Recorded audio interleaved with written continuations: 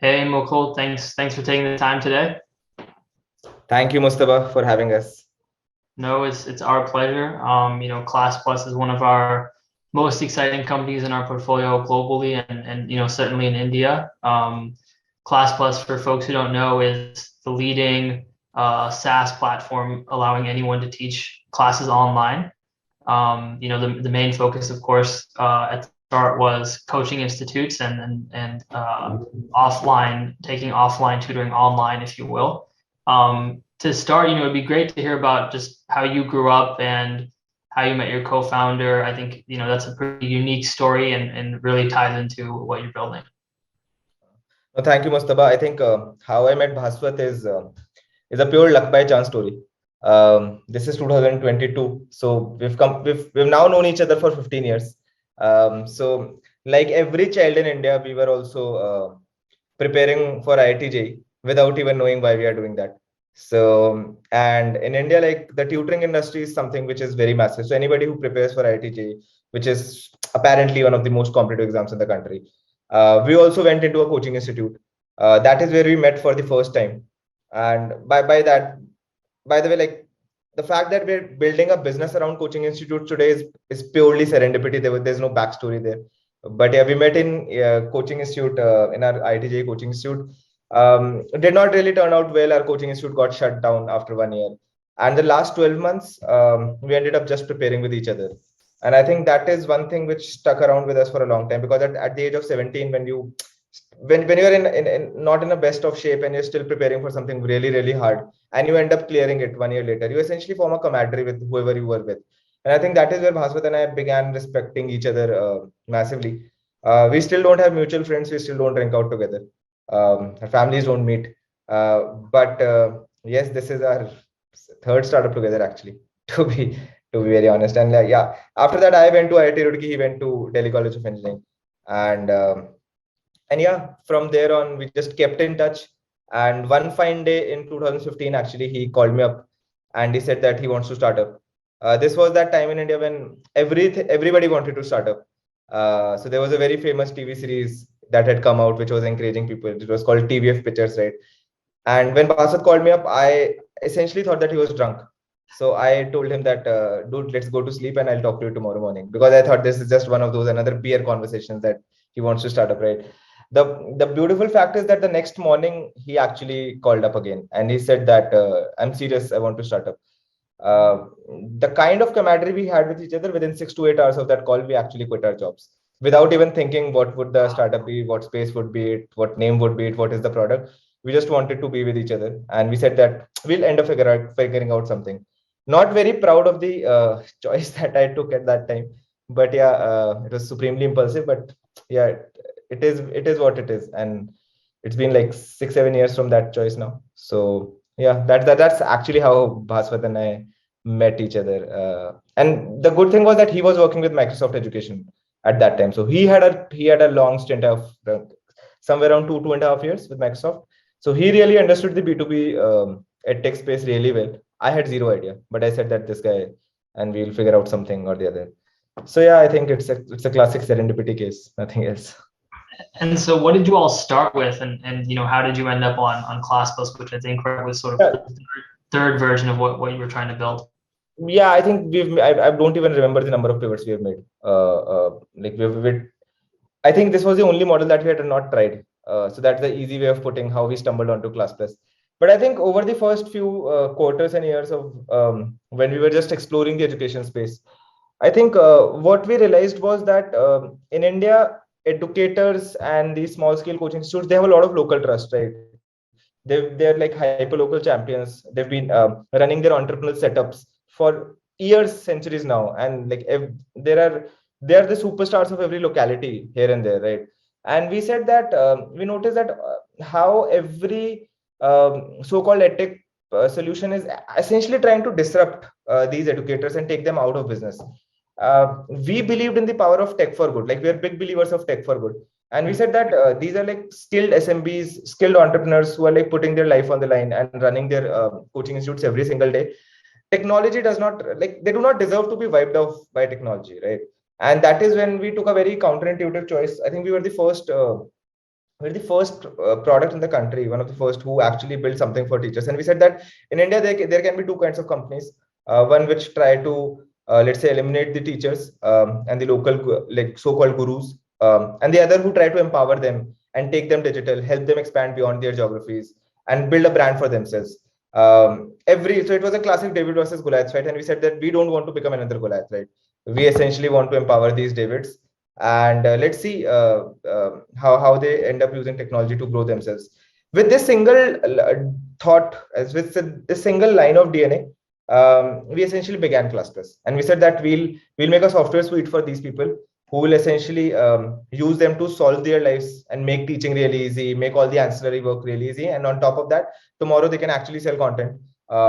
They can make their lives much more better. They can establish a digital brand for themselves, reach out to students outside their localities, give their students a new age digital experience. And yeah, that is the line of thought that we started with. And from here on, there on, as we interacted with more customers, we identified more value props, what else they need. So we started looking these coaching institutes and educators as nothing but small medium businesses. And we said that a business needs more growth, whatever that means, we'll build that in the product.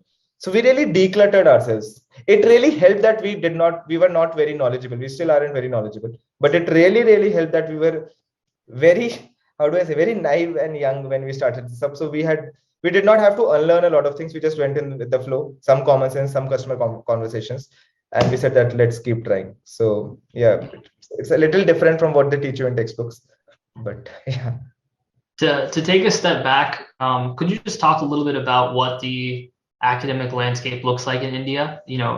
We have a quite large audience at ASU+GSV, folks from Europe, Latin America, China. Of course, though our home base is the US, and India is quite unique in comparison, right? The scale of coaching institutes, how many students take tutoring, for the importance of these exams, the millions of people who take them. Would love just a kind of overview of the size of the opportunity. So India is a unique country in that sense. I think the most unique part is that I think to become anything in India, you end up giving examinations. Anything, almost everything, right? And it's a super competitive country. I think most of the exams in the country have less than a 1% success rate. Like these exams either end up taking you to a good college, or they get you a good job, or they upskill you. So these are really employment-led activities, right? They're the only way where you can actually jump out of your economic strata by doing these really well. And we are a competitive country by default. Like there's no denying that, right? So everybody goes to coaching institutes, and coaching institutes are nothing but they're small establishments in every nook and corner of the city, which would be essentially run by one or two teachers and tutors, how do they call it?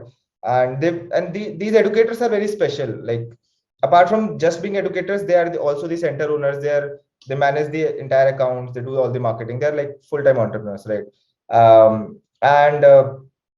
And they teach around like 50 to 200 students in their typical setups, right? So and like the country is flooded with this. Like there's tutoring is very hyper local in India. So that is how most of the landscape in India looks like. We are also a very trust deficient country. That is also one of our traits. Is it good or bad? I have no comments, but it is what it is, right? And so we always tend to prefer the local guys who are around us, who have some sort of a word of mouth already out there. So yeah, I think that is what broadly the landscape of coaching looks like in India. And what has happened over the last decade is that I think a couple of decades back, there were a couple of cities like where all the students post either their class 10th high schools, or after their undergrads would go and stay there for 2 years and then study in isolation and then come back. Like there's this city which is called Kota, which is like the factory. It's actually like there's actually a very famous TV series also on that. So, but what has happened in the last decade is that now there are not one or two or three or four hubs in the country. Now, in every few hundred square kilometers, you will find a very popular hub of coaching institutes, right? And then even within a city, there would be like many smaller hubs. So the fraternity of coaching institutes has really decentralized over the last decades, which has led to the mushrooming of thousands of these small scale local neighborhood coaching institutes. And yeah, that is and they teach everything, right from maths to physics to astrology to dance to whatever you can imagine in life, right? Whatever exam you want to give in whatever language, there would be one coaching institute nearby you. So it's a fascinating world, right? There are pockets in this country where you just go onto a road and you take your head up, rotate 360 degrees, and all you will see is just coaching center boards. So it's a very massive phenomenon in India. Yeah, and so you have by far the greatest footprint with all these coaching centers and with students, right? 20,000 plus coaching institutes, 5 million plus students actively using your platform. Could you just tell us an anecdote about a student, about a coaching center, just to make it really tangible for people, kind of what it's like, who these people are? These are active coaching institutes, like whatever numbers you mentioned. Like today we see upwards of 5 million students monthly, more than 1 million students daily. In totality, like more than, our educators have served more than 25-30 million students in the country. Beautiful part is that our educators have also served close to 200,000 students from international geographies, which is very fascinating. These are educators sitting out in India, but they have their fan bases outside in the world, and they're studying from them, or taking their courses, or watching their videos, which are hosted on ClassPlus, right?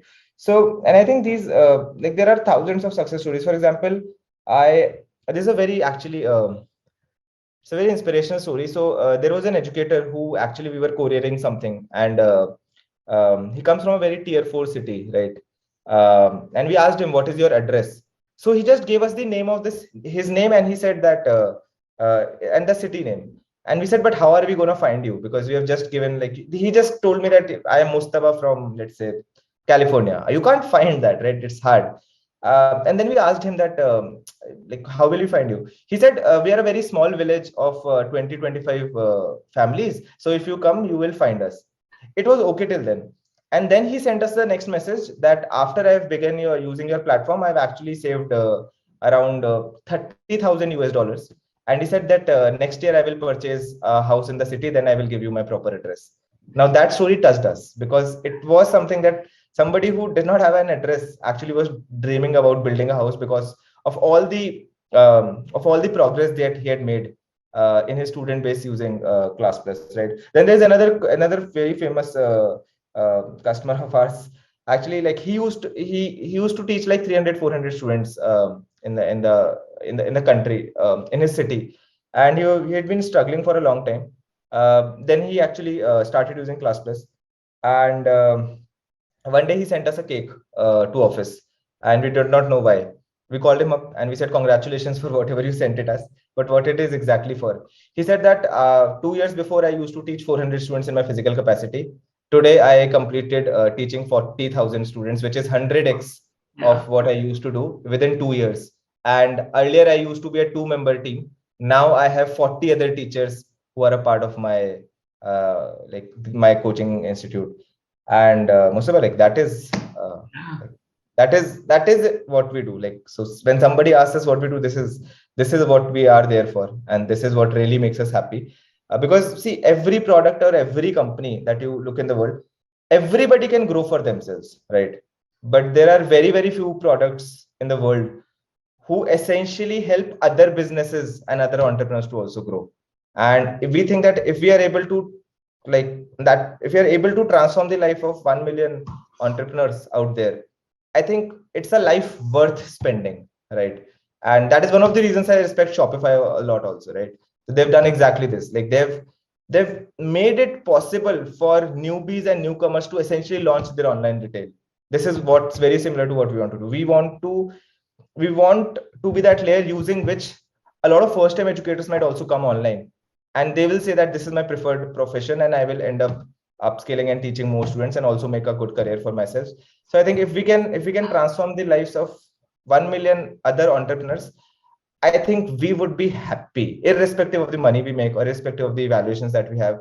I think, but that is the real purpose of what we want to do. I've never heard that phrase before. The make some corker. It's like the American slang of get that bread, right? Just to explain it to people. But no, it's awesome what you guys are doing. obviously there's so many folks you can help out in India doing this. How are you thinking about the global opportunity? When do you want to go global? What markets are you looking at? Yeah, I think to start off with, although we had built the platform for coaching institutes in India, which are like purely academic, but what we've seen over the like past few quarters is that a lot of other creators who essentially have some sort of a following, and they want to teach online, and there would be somebody who wants to basically launch his photography classes, or somebody who wants to launch his English speaking classes or something like that, right? Those are use cases which actually sprung up. We never planned for it, but over the last few quarters we started seeing people also using us for that. And that being said, I think the phenomena of uh, private coaching actually exists everywhere in the world. The only difference might be like the number of creators out there, or the number of educators, or the scale at which they operate, or what is something that they teach. For example, in India, there might be very strong focus on academics. Probably in Brazil, there might be a very strong focus on learning something like a digital marketing thing. But the beautiful part about being a horizontal platform is that anybody can tomorrow launch their online teaching classes. If anybody wants to run cohorts, or if anybody wants to sell their online courses, or if anybody wants to start their online teaching classes and teach and monetize and serve their students from different geographies in any different language, they can essentially use ClassPlus. So what, although we never realized it, but we were building a global platform and a horizontal SaaS from day one. And a beautiful part came in last year when we realized that our Indian educators are already served like more than 200,000 international students. And then we said that if this product is working out in outside India, why should we not take it out, right? And obviously there will be changes depending on what are these educators and creators teaching, what are the geographies that we're looking out for. But I think what we've built is something very unique. I don't see a parallel in the world today. Yet I see a lot of success stories of very similar and peripheral platforms. And I think 5 years down the line, mark my words, everybody will be an educator or a creator. That golden age where people wanted to become educators or creators is coming back again now, because technology will break a lot of barriers to access and barriers to cost for these educators to and creators to actually start up and serve massive followings across the world. And I think we want to be in that play. It is going to be such a big market that I can't, like, if you ask me the time, I'll just say it's very, very large. I won't even give you a number because it is very, very large, right? So yeah, so we have recently begun international as a geography focus for us. For starting, we've gone to Southeast Asia. One, because we understand a little bit of it. It's much closer, and and gradually let's see where we go. But yeah, one thing that we're very conscious of, we don't want to be splattering across the world. I think we're figuring out like those 4 or 5 zones where we really want to like as a company we prefer going in depth rather than in width. That's just the DNA that who we are. So yeah, we've started with countries like Singapore, Vietnam, Malaysia, and a few adjoining areas that will soon open up. And I think over the next couple of quarters, I think these would be the top focus geographies for us. Yeah. How are you seeing the use cases change? You know, you mentioned photography, digital marketing, all these kind of creators coming on to teach anything. How are you seeing the interplaying of that and lockdowns, right? Because you're probably in a really unique seat in that you have great data into usage across different verticals. So kind of through the different COVID waves, you know, what have you seen in terms of what takes off, what declines? Well, I think the only thing that has, so in our case, since we were never really in the business of transforming the offline students into online one, because like all the people who are studying, like anybody who was studying online, or let's say they were selling courses online, they were essentially doing it for students who were much outside their geographies, right? So we did not really see a lot of difference in that. Our metrics kept on growing. Like some months were very good, some months were flat, some months were good, but we really did not see very like we have now seen 2 3 waves of lockdowns and 2 waves of unlock. Like even in the best of months we have grown really fast. In the worst of months we have probably stayed flat or something closer, but we have not really seen a withdrawal of anything. Although that being said, use cases differ. For example, something like a live class thing that goes down by like 40-50% when there is no lockdown, and it goes up by 200-300% when there is a lockdown. So those are like really cyclic use cases. Similarly, students practicing online examinations. That is again a very seasonal concept. Like half the time when exams are nearby, those numbers absolutely shoot up. Otherwise, they stay flat. But in overall terms, if I look at the platform, we've not really seen a lot of variations in the engagement. But that is also something very unique about ClassPlus, because probably we are the only platform which allows all the use cases of an educator or creator. So it's not just about messaging, it's not just about video lectures, it's not just about live classes, it's not just about fee payment. It's actually all of that and so much more. So on a blended cyclical basis, I think we have a decent curve. Obviously, like as a young company, we can always do better. Yeah. But the use cases that we have seen to be really cyclical are probably something like a live class, because of lockdown and lockdown, whether people can visit or not. Otherwise, most of them are like exam calendar based or like normal season based, but not because of COVID or anything. But that being said, yes, there is one very good pattern I can tell you. Students love going to offline classes. Like I would have loved to be physically in this summit if I could. Next year. Yeah. So yeah, we're doing it virtually because we could not do that, but the first preference was that. So that is something that I've realized. Like educators want to go back to the classrooms, students want to go back to the classrooms. They're happy using like this as a complementary thing for them, but in no manner you can cut out the joy of offline. What we are probably seeing is a hybrid scenario where like there would be different weightages of like number of people who are coming to offline versus online, or the time they spend in offline versus offline. But if you're thinking that online can come and replace offline, I think humans are social animals by default. That is not going to happen, and I can bet a lot of money on that. Yeah.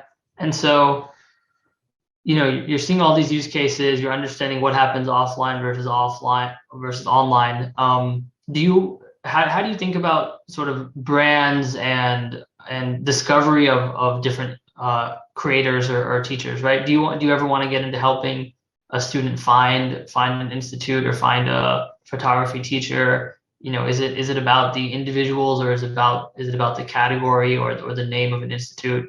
Just what are your thoughts there? Yeah, so interestingly, what we have seen is that these educators and creators are a brand of their own. Essentially, every educator or a creator has a powerful brand / superstar / entrepreneur hidden within them. They don't really need a lot of help. Anyway, like these are segments which typically Discovery has not been able to build a huge business in any of these, right? Because there are a lot of other factors apart from intrinsic discovery, which goes in. It's a lot of word of mouth industry also. So like these are like high criticality choices on what you want to learn and whom you want to learn. High criticality choices have generally not been like very successful listing businesses. That being said, no, so we don't currently have any plans to do into this, because I think today our major focus is that these guys already have a latent following. How can we help them expand more in that sense, and how can we help them serve those followings a lot? So yeah, I think one step at a time. I think today we have absolutely zero intention to actually go into this segment, because fundamentally we think that these people don't even need it. This is not the most pressing need for them, because most of these already have some sort of a following and a word of mouth already present in the market. Now that might completely change when we go international, because international markets might have different countries might have a different how do I say, thought process around how they approach educators and content creators. But in India, I think this is not really something very, very needed, because in India, these people have their own cult followings in some manner or the other. So yeah. I'm yet to find that about international markets, so don't have a lot of strong opinions on there yet. At least not yet. Not yet. Yeah, and then just to wrap it up, would love to hear your thoughts on what's next, what's the vision, where do you think you'll be in 10 years? To be very honest, like 10 years.